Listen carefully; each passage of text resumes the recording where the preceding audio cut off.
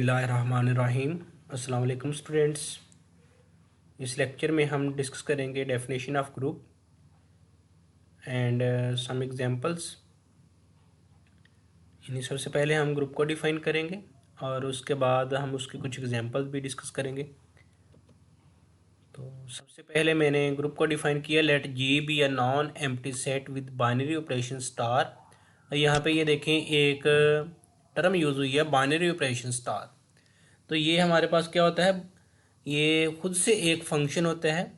यानी जो हमारा स्टेरिक है ये भी एक फंक्शन होता है। ये क्या होता है, यानी अगर आपके पास कोई सेट हो एक्स, तो ये फंक्शन होता है X cross X into x. यानी जो स्टेरिक है ये फंक्शन है X cross X into x. यानी इसकी इनपुट क्या होगी, ऑर्डर पेयर्स होंगे, और इसकी आउटपुट क्या होगी, एक सिंगल एलिमेंट होगा। फॉर एग्जांपल कि जैसे हम एक सेट दिया हुआ है, उसमें 1 2 3 तीन एलिमेंट दिए हुए हैं, सेट ए है फॉर एग्जांपल। तो अब क्या है कि ए क्रॉस ए बनाएंगे, यानी उसमें फिर ऑर्डर पेयर 9 ऑर्डर पेयर बनेंगे, 1 1 1 2 1 3 2 1 2 2 2 3 एंड 3 1 3 2 3 3। तो अब ये देखें फॉर एग्जांपल अगर स्टेरिक जो फंक्शन है वो मल्टीप्लिकेशन हो, तो हम क्या करेंगे, मल्टीप्लिकेशन ऑफ, फर्ज करें इसमें मैं एक ऑर्डर पेयर लिखता हूँ 1 2। तो जब इसमें हम ऑर्डर पेयर 1 2 लिखेंगे तो ये क्या है, ये इसकी इनपुट है। यानी जो मैं ये स्टेरिक फंक्शन ले रहा हूँ, इसकी इनपुट क्या है कि इसमें आपने एक ऑर्डर पेयर लिख दिया 1 2। अब ये इसका आंसर कैसे निकालेगा, ये जब अप्लाई होगा तो ये करेगा 1 क्रॉस 2 कर देगा इसको, यानी 1 क्रॉस। अब ये देखें कि हमने क्या किया, स्टेरिक स्टेरिक के बजाय मैंने कहा मल्टीप्लिकेशन। फॉर एग्जांपल जो फंक्शन है वो काम ऐसे करता है कि हम क्या लिखेंगे, जब 1 2 यानी एक ऑर्डर पेयर लिखेंगे, तो अब ये देखें इनपुट में क्या है, एक ऑर्डर पेयर आ रहा है, लेकिन ये है कि आउटपुट में एक सिंगल एलिमेंट, यानी जब इसको मल्टीप्लाई करेंगे तो एक ही आंसर आएगा, यानी 2 आंसर बन जाएगा।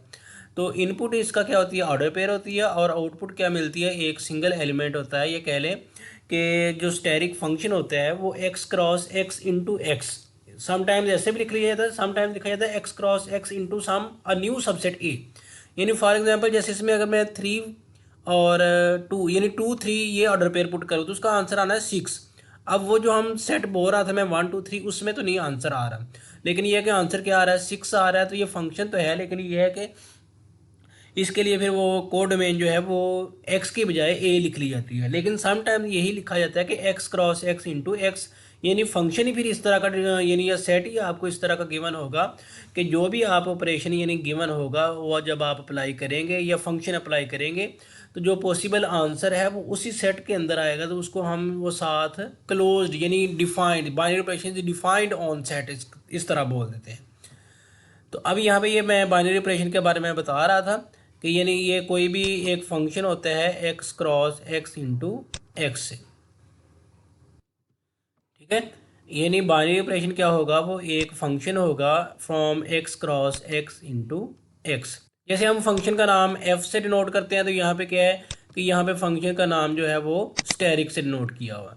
तो यही हमारे पास फंक्शन होगा X cross X into X से। Let G be a non empty set with binary operation star defined over G, यानी जी के ऊपर वो एक फंक्शन डिफाइन किया हुआ is called group if it satisfy the following axioms. यानी ये जो हमारा स्टार है इसके तहत अगर कोई नॉन एम्प्टी सेट ये कंडीशन सेटिस्फाई करवाए तो हम उस सेट को क्या बोलेंगे, ग्रुप बोलेंगे। कुछ राइटर क्या करते हैं, ये क्लोजर प्रॉपर्टी नहीं लिखते, यानी वो एसोसिएटिव यहाँ से स्टार्ट करते हैं, और कुछ ये है कि क्लोजर प्रॉपर्टी लिख लेते हैं। वो भी मैं बता देता हूँ क्यों नहीं लिखते। क्लोजर लॉ में क्या है कि for all A B belong to G implies A asterisk B belong to G. अब ए बी जी में से होगा तो ए कोमा बी, यानी जब आप ऑर्डर पेयर लेंगे तो वो जी क्रॉस जी में होगा, जैसे मैं यहाँ पे ये लिख रहा हूँ। तो अब स्टेरिक में क्या होगी, इनपुट आएगी asterisk of A comma B, यानी स्टेरिक जैसे यहाँ पे लिखा गया, यहाँ पे ए आएगा और यहाँ पे बी आएगा, और फिर उसका आगे आंसर क्या आएगा, उसका आंसर जैसे 1 क्रॉस 2 मैंने लिखा तो आएगा आंसर ए स्टेरिक बी। अब जब हम कहेंगे कि स्टेरिक डिफाइंड ओवर जी, तो इसका मतलब है कि जब आपने ए स्टेरिक बी करना है तो आंसर फिर से जी में ही आना है, क्योंकि हमारा फंक्शन ही क्या है, जी क्रॉस जी इंटू जी है। तो समटाइम्स फिर इस तरह क्लोजर प्रॉपर्टी नहीं लिखी जाती, वो इस तरह इसी में डिफाइन हो जाती है, और समटाइम्स ये क्लोजर प्रॉपर्टी लिख दी जाती है। यानी समटाइम्स ऐसे भी कर सकते हैं, let G be a non empty set, then it is said to be group if it satisfy the following axiom. यानी ये स्टेरिक का जिक्र ही ना किया गया हो कि डिफाइंड है या नहीं, ये जिक्र ही ना किया गया हो, फिर क्लोजर प्रॉपर्टी लिखना ज़रूरी है। लेकिन अगर यहाँ पे लिख दिया गया कि डिफाइंड ओवर जी, फिर क्लोजर प्रॉपर्टी चाहे लिखें चाहे ना लिखें। तो ये फर्स्ट एक्सिम है कि कोई भी दो एलिमेंट लें सेट में से, तो उनकी जो स्टेरिक के तहत यानी प्रोडक्ट है, मल्टीप्लिकेशन है कह लें, या डिवीजन है, जो भी ऑपरेशन है, कंपोजिशन है, या कह लें कि जब भी आपने वो ऑपरेशन अप्लाई करना, जो पॉसिबल आंसर आया वो फिर से जी में होना चाहिए। With this property G is called groupoid. यानी अगर सेट जी में सिर्फ एक प्रॉपर्टी होगी तो उसको हम बोलेंगे ग्रुपॉइड। फिर सेकंड है एसोसिएटिव लॉ, यानी तीन एलिमेंट्स हों A B C belong to G, A asterisk B asterisk C, यानी पहले दो के साथ ये ऑपरेशन अप्लाई करें, फिर तीसरे के साथ, और इस तरह पहले दो के साथ और फिर तीसरे के साथ, इस तरह भी। तो ये दोनों का आंसर क्या आना चाहिए? सेम आना चाहिए। जैसे हम वो पढ़ते हैं कि union of sets is associative, और इस तरह हम पढ़ते हैं multiplication of matrices is associative. तो वहाँ पे क्या होता है कि हम तीन तीन सेट लेके, वो सेम भी हो सकते हैं, डिफरेंट भी हो सकते हैं, तो हम तीन तीन का चेक करते हैं, यानी लास्ट वाले दो का पहले के साथ, या पहले दो का करके फिर लास्ट वाले के साथ, इस तरह हम वो चेक करते हैं। तो अगर ये प्रॉपर्टी भी होल्ड करती है तो एसोसिएटिव लॉ, तो दो प्रॉपर्टी के साथ हम उसको बोलते हैं सेमी ग्रुप। यानी चार प्रॉपर्टीज होती हैं टोटल, अगर दो हों तो उसको सेमी ग्रुप, एक हो तो ग्रुपॉइड। थर्ड है identity element, there exist an element E belong to G. अब ये देखें, आइडेंटिटी एलिमेंट को हम ई से नोट करते हैं, वन से नोट नहीं करते, उसकी भी मैं रीज़न बता देता हूँ। और आइडेंटिटी एलिमेंट होता किस तरह है कि उसका यानी जो भी बाइनरी ऑपरेशन है, आइडेंटिटी के साथ कोई भी एलिमेंट वो बाइनरी ऑपरेट करे, चाहे लेफ्ट से करे चाहे राइट से करे, उसका आंसर चेंज नहीं होगा, यानी उसकी वैल्यू चेंज नहीं होगी। यानी ई स्टेरिक ए का आंसर भी ए आएगा और ए स्टेरिक ई का आंसर भी ए आएगा। अब ये देखें आइडेंटिटी, अगर हम रियल नंबर्स की बात करें 1 2 3 4 5, तो वहाँ पे आइडेंटिटी 1 होती है। यानी 1 ऐसा रियल नंबर है जिसको किसी भी रियल नंबर से मल्टीप्लाई करें तो उसके ऊपर कोई फ़र्क नहीं पड़ेगा। लेकिन जब हम मैट्रिसेस में जाएँ, जैसे हम 2x2 के मैट्रिसेस ले लेते हैं या 3x3 के मैट्रिसेस ले लेते हैं, तो वहाँ पे क्या होता है कि आइडेंटिटी मैट्रिक्स होता है, यानी 1 0 0 1, वो 2x2 में। तो अब 2x2 मैट्रिक्स के साथ आइडेंटिटी मैट्रिक्स जब भी आप मल्टीप्लाई करवाएंगे, चाहे लेफ्ट से या राइट से, जो दूसरा मैट्रिक्स होगा वो चेंज नहीं होगा। तो वहाँ पे वो आइडेंटिटी होता है। तो इस तरह का आइडेंटिटी एलिमेंट भी ग्रुप के अंदर, यानी ग्रुप बोल रहा हूँ, सेट जी के अंदर होना चाहिए। तो ये तीसरी प्रॉपर्टी होगी। तो तीन प्रॉपर्टी के साथ जी को हम बोलते हैं monoid. G having 3 properties is called monoid. Last one है inverse element. For each A belong to G there exist inverse belong to G such that A asterisk inverse is equal to identity and A inverse asterisk A is equal to identity. यानी जितने भी element हैं हर element का inverse होना चाहिए। अब inverse क्या होगा? जैसे अगर हम रियल नंबर की बात करें तो वहाँ पे रियल नंबर 2 का इनवर्स 1/2 है, क्योंकि उन दोनों की प्रोडक्ट क्या होगी? 1 हो जाती है। इस तरह मैट्रिसेस में है, तो मैट्रिसेस में ये देखें इनवर्स हम बाय एडजॉइंट मेथड या एलिमेंट्री रो ऑपरेशन उससे निकालते हैं। फर्ज करें एक मैट्रिक्स ए है, एक और आप नॉन सिंगुलर मैट्रिक्स बी लेते हैं, अगर उन दोनों की प्रोडक्ट आइडेंटिटी मैट्रिक्स के इक्वल आती है तो हम बोलते हैं ए और बी के हैं, एक दूसरे के इनवर्स हैं। तो सेट जी के अंदर भी जितने के जितने एलिमेंट हैं हर एक का इनवर्स भी मौजूद होना चाहिए, यानी उसके साथ वो स्टेरिक लगाएं तो आंसर क्या आना चाहिए? आइडेंटिटी आना चाहिए।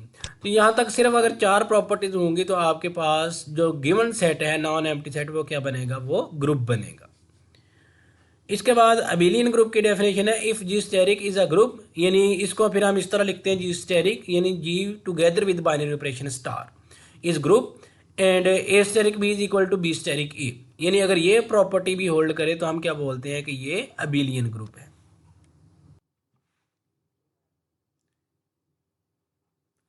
ये देखें हमारा जो ग्रुप होगा वो under the binary operation star होगा, और उसको इस तरह हम ऑर्डर पेयर में लिखेंगे, या हम लिखेंगे G is group under the binary operation star. तो यह जस्ट ये लिख दिया गया है, तो फिर अंडर द बाइनरी ऑपरेशन लिखने की ज़रूरत नहीं है। और ये भी है कि हम मोस्टली ए डॉट बी या बी डॉट ए लिखा करेंगे, यानी स्टेरिक, या कह लें कि स्टेरिक लिखने के बजाय हम सिर्फ डॉट यूज़ किया करेंगे। और डॉट का मतलब सिर्फ मल्टीप्लिकेशन ही नहीं होगा, डॉट का मतलब यानी कोई भी जो भी ग्रुप का ऑपरेशन होगा उससे हम डिनोट किया करेंगे। लेकिन यहाँ पे कुछ स्पेशल केस होगा, जैसे अंडर एडिशन आ गया वहाँ पे हम प्लस लिख लिया करेंगे, या कह लें कि कोई कंपोजिशन ऑफ फंक्शंस आ गया वहाँ पे हम सर्कल लिख लिया करेंगे। अदरवाइज़ ये है कि हर तरह के ऑपरेशन को हम स्टेरिक के बजाय डॉट से डिनोट कर लिया करेंगे, यानी A B is equal to B A होगा तो कम्यूटेटिव प्रॉपर्टी है A dot A inverse is equal to identity, A inverse dot A is equal to identity. फिर भी हम बोलेंगे कि ये इनवर्स एलिमेंट है, identity dot A dot identity. Sometimes identity को 1 से भी नोट कर लिया जाता है, लेकिन मोस्टली हम ई से ही डिनोट किया करेंगे और स्टेरिक के बजाय क्या करेंगे, डॉट डिनोट करेंगे। अब यहाँ से कुछ एग्जांपल मैंने देने लगा हूँ ग्रुप की। एग्जाम्पल 1 है the set of integers form an abelian group with respect to usual addition of integers. ये सेट ऑफ इंटीजर हमें पता है कि 0 + -1 + -2 + -3 ये सेट ऑफ इंटीजर है। तो अब हमने देखना है कि ये क्या इसमें वो चारों की चारों प्रॉपर्टीज होल्ड करती है या नहीं। अब ये देखें set of integer infinite set है, तो उसके लिए हम फिर कैसे प्रॉपर्टीज चेक करेंगे। तो उसके लिए ये है कि हम आर्बिट्रेरी कहें, यानी क्लोजर प्रॉपर्टी क्या है कि कोई भी दो इंटीजर का जब हम सम निकालेंगे तो वो जो नया आंसर आना है वो हमें पता है कि इंटीजर ही आना है। और इस तरह एसोसिएटिव प्रॉपर्टी भी इंटीजर में होल्ड करती है। अब वहाँ पे क्या होगा, एडिटिव आइडेंटिटी की बात होगी, क्योंकि अंडर एडिशन बात कर रहे हैं तो 0 ऐसा एलिमेंट है जिसको किसी भी एलिमेंट में ऐड करें तो उसके ऊपर कोई फ़र्क नहीं पड़ता। और अगर मल्टीप्लिकेशन होता है तो फिर वहाँ पे हम करते हैं कि किसी एलिमेंट के साथ प्रोडक्ट से उसके ऊपर कोई फ़र्क ना पड़े, तो वो आइडेंटिटी एलिमेंट होता है। यहाँ पे आइडेंटिटी एलिमेंट क्या होगा, एडिटिव आइडेंटिटी, यानी 0। तो 0 क्या है कि ऐसा नंबर जिसको किसी भी एलिमेंट में आप ऐड कर दें तो उसके ऊपर कोई फ़र्क नहीं पड़ेगा। इस तरह हर एलिमेंट का हम एडिटिव इन्वर्स की बात करेंगे, यानी जब इन्वर्स की बात होगी ना, इन्वर्स वहाँ तो हमने स्टेरिक के लिए कर दिया, यानी कोई किसी तरह का भी इन्वर्स हो सकता है। लेकिन अब बाइनरी ऑपरेशन क्या है कि अंडर यूजुअल एडिशन तो हर जो इंटीजर है, जैसे 2 है तो उसका इन्वर्स होगा -2, 4 है तो उसका एडिटिव इन्वर्स -4, यानी इन दोनों को जब हम ऐड करेंगे तो आंसर क्या आएगा, एडिटिव आइडेंटिटी आएगी, यानी आइडेंटिटी आंसर आना चाहिए था ना, तो 0 आंसर आएगा।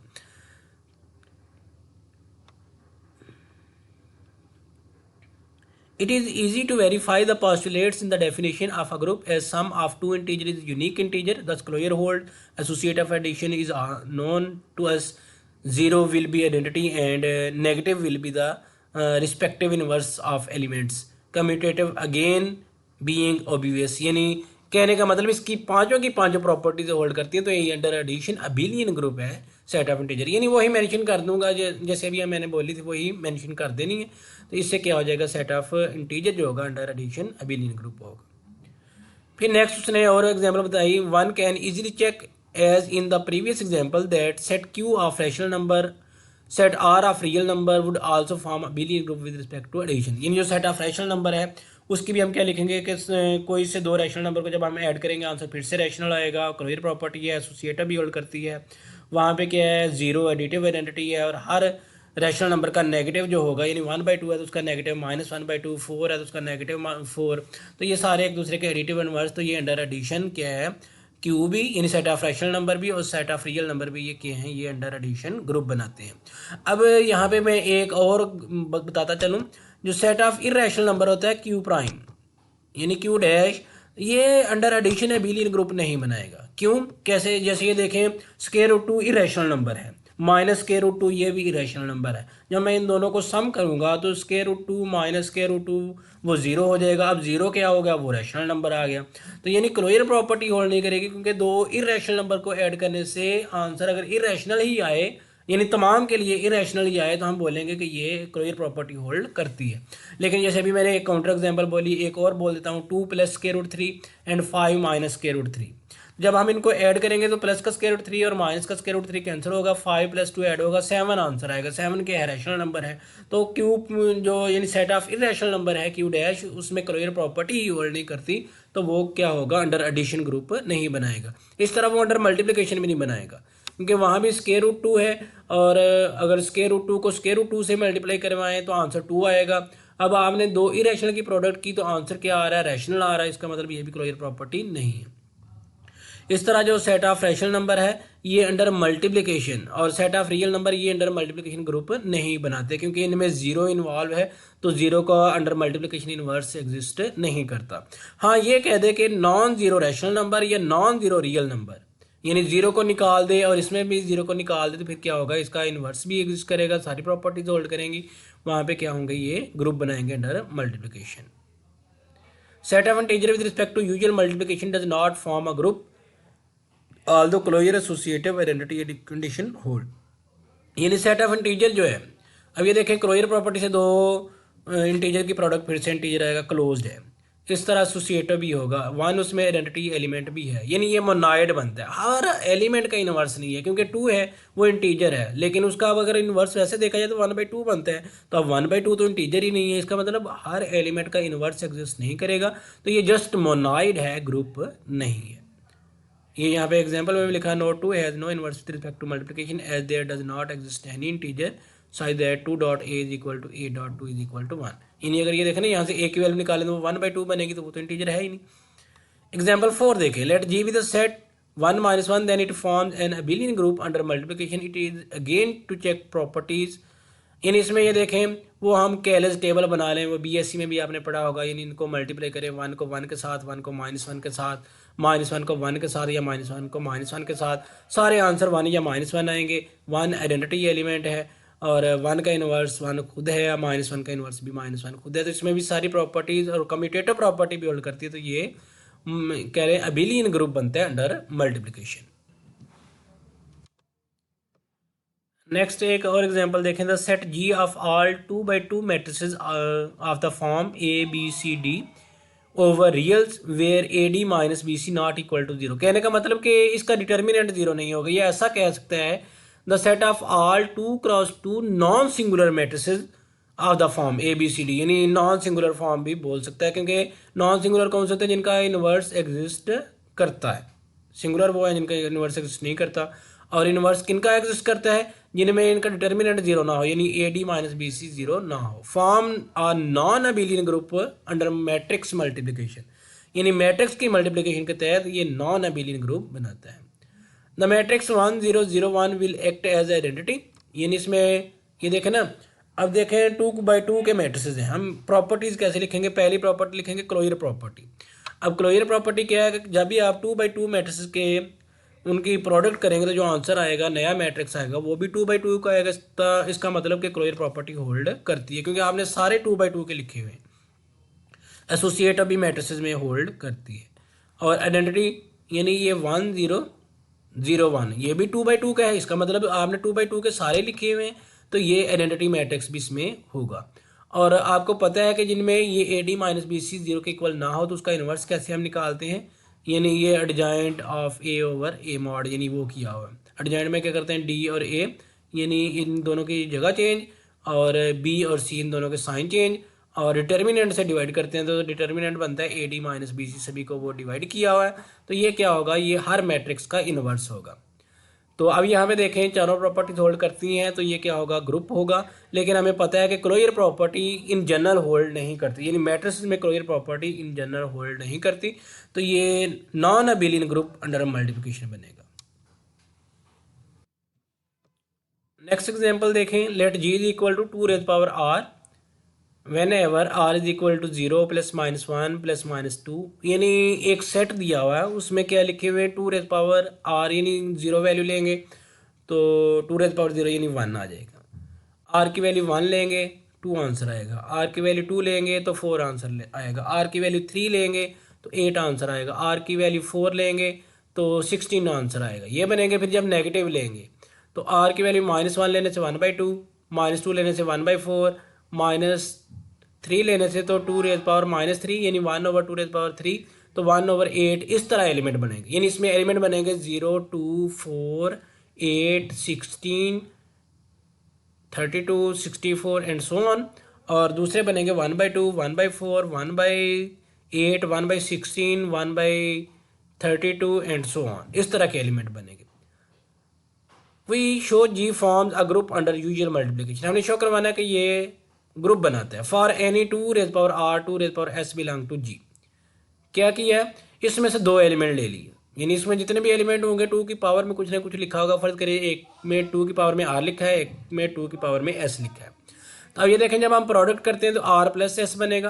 तो अब r + s, ये देखें r क्या था, कोई ना कोई इंटीजर है, तो दो इंटीजर का सम क्या होगा, वो भी इंटीजर होगा, यानी 2 की पावर में फिर कोई ना कोई इंटीजर है। तो इसमें भी क्या लिखे हैं, 2 की पावर में इंटीजर लिखे हैं, तो इसका मतलब ये क्या है, क्लोजर प्रॉपर्टी होल्ड करती है।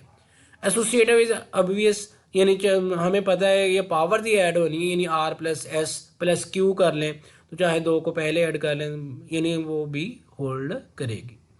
Again as one belong to G, यानी इसमें आइडेंटिटी भी है, यानी आर की जगह जब हम जीरो लिखेंगे 2 ⁻0 बनेगा तो वन वो क्या हो गया, आइडेंटिटी एलिमेंट हो गया। और हर एलिमेंट का इन्वर्स भी, जैसे मैंने कहा कि इसमें एलिमेंट बनेंगे 2 4 8, तो दूसरे भी मैं बोल रहा था 1/2 1/4 1/8, तो अब 8 का इन्वर्स क्या होगा, 1/8 हो जाएगा, यानी वो था 2³ और दूसरा था 2⁻³ तो अगर 2⁻r हो तो उसका इन्वर्स क्या बनेगा, 2⁻⁻r, यानी इन दोनों की प्रोडक्ट करने से 2⁻0 बनेगा, आइडेंटिटी आएगा। तो हर एलिमेंट का इन्वर्स भी एग्जिस्ट करता है। कम्यूटेटिव प्रॉपर्टी भी होल्ड करेगी, यानी ये देखें जैसे 2⁻r, तो ये r+s हो गया, इसको हम s+r लिख सकते हैं, तो 2⁻s dot 2⁻r commutative property भी होल्ड करती है। तो ये under union multiplication abelian group बनाएगा। नेक्स्ट एग्जांपल है ग्रुप ऑफ रेजिड्यूज। ये जनरल वैसे होता है, ये नीचे लिखा हुआ ZN, यानी ये लिखा हुआ group of residue clause n, यानी अगर n हो तो उसमें 0 1 2 3 4 n-1 तक एलिमेंट आते हैं। यानी अगर जैसे ये इस एग्जांपल में दिया हुआ ग्रुप ऑफ रेजिड्यू 5, यानी ये 5 तक दिया हुआ तो इसमें एलिमेंट क्या आएंगे, 0 1 2 3 4। अगर 10 दिया होता तो 0 1 2 3 4, यानी 9 तक आने, 10 पे जाके क्या हो जाता है, 0 हो जाता है। तो फिर जब आंसर 11 बने 12 बने, अब मैं इसी की बात करता हूँ। जैसे ये देखें 4+3 करेंगे तो 7 बनेगा। अब ये 5 से बड़ा हो गया तो 7 में से 5 माइनस कर देंगे, या कह लें कि 7 को, ये जो भी आंसर आएगा उसको 5 पे डिवाइड करेंगे, जो रिमाइंडर आएगा वो आंसर आएगा। डिफाइन अ कंपोजिशन, यानी ये रेजिड्यू को इस तरह लिखते हैं मॉडल ऑफ 5, और मोस्टली ये 5 नहीं लिखा जाता, बस एक बार मेंशन कर दिया था कि ये रेजिड्यू क्लॉज 5 है। समटाइम 0 के ऊपर बार, 1 के ऊपर बार, 2 के ऊपर बार, 3 के ऊपर बार, यानी इस तरह छोटी छोटी उसके ऊपर लाइनें भी लगी होती है। तो different style and different writers different तरह से इसको ये लिखते हैं, यानी इस तरह भी मैं जैसे ये कह रहा हूँ ऐसे भी लिख सकते हैं इनको। तो ये रेजिड्यू क्लॉजेज होती हैं। मल्टीप्लिकेशन में अगर दी हूँ तो फिर 0 नहीं होता, अगर एडिशन में दी हूँ तो फिर 0 भी ऐड होता है। Define a composition on G by A plus B is equal to C, where C is the least non-negative integer obtained as a remainder when A plus B is divided by 5। जैसे अभी मैं बात कर रहा था, ये देखें अभी उसने किया भी कि 3 + 4 करेंगे तो आंसर 7 आएगा, लेकिन अब 7 क्या वो इनसे बड़ा हो गया, तो हम क्या करेंगे, 7 को 5 पे डिवाइड करेंगे, तो जो रिमाइंडर आएगा वो इसका आंसर आएगा, यानी 2 आएगा। इस तरह 3 + 1 4, तो वो पहले ही इसमें है वो हम लिख सकते हैं। अगर ये देखिए, अगर मैं फर्ज करें मल्टीप्लाई करना, 4 को 3 से मल्टीप्लाई करें 12, अब 12 क्या है कि वो 5 से बड़ा है, 12 को 5 पे डिवाइड करेंगे तो उसका आंसर फिर 2 बनेगा। इस तरह यानी किया जाता है। देन ये बाइनरी ऑपरेशन है, यानी modulo of 5 is a binary composition on G called addition modulo of 5, यानी इसको क्या बोलेंगे, addition modulo of 5। It is easy to verify that G forms a group under this, यानी इस ऑपरेशन के तहत एडिशन मॉडल ऑफ 5 में ये सेट क्या बनेगा, ग्रुप बनेगा। यानी वही मैं बोल रहा हूँ, इसका कैलेज टेबल बना लिया करें, यानी 0 1 2 3 4 इस लाइन में लिखें, फिर एक कॉलम में लिखें, फिर इन सभी को ऐड करके लिख लें, फिर बाद में हम लिख देते हैं कि by Cayley's table are properties are satisfied, hence G is group. One can generalize this result, जैसे मैंने बोला था अभी कि उसको हम n तक भी लिख सकते हैं under addition modulo of n when n is positive integer with 10 notice, यानी इसको हम इस तरह भी लिखते हैं कि अगर तो इनको सम करने से आंसर, यानी जो भी मॉड है उससे छोटा है तो वही लिखा जाता है, लेकिन अगर उससे बड़ा आ जाए तो फिर n को उसमें से माइनस करते हैं, यानी 5 को जैसे हम ये 7 आया था उसमें से 5 माइनस करें तो फिर 2 आंसर बनता है, तो इस तरह भी लिख सकते हैं। Also in case there is no scope of confusion we drop the sub suffix, यानी ये मैं जैसे मैंने शुरू में बोला था कि ये मोस्टली नहीं लिखा जाता, यानी बस एक बार जब मेंशन कर दिया कि ये मॉडल ऑफ 5 है तो फिर हम ये सबस्क्रिप्ट में n लिखा होगा उसको हम छोड़ दिया करेंगे एंड सिंपली राइट, यानी जस्ट यही लिखा जाएगा। This group is generally denoted by, इसको हम ZN, यानी रेजिड्यू क्लॉजेज मॉड n, ये लिखा जाता है ZN से।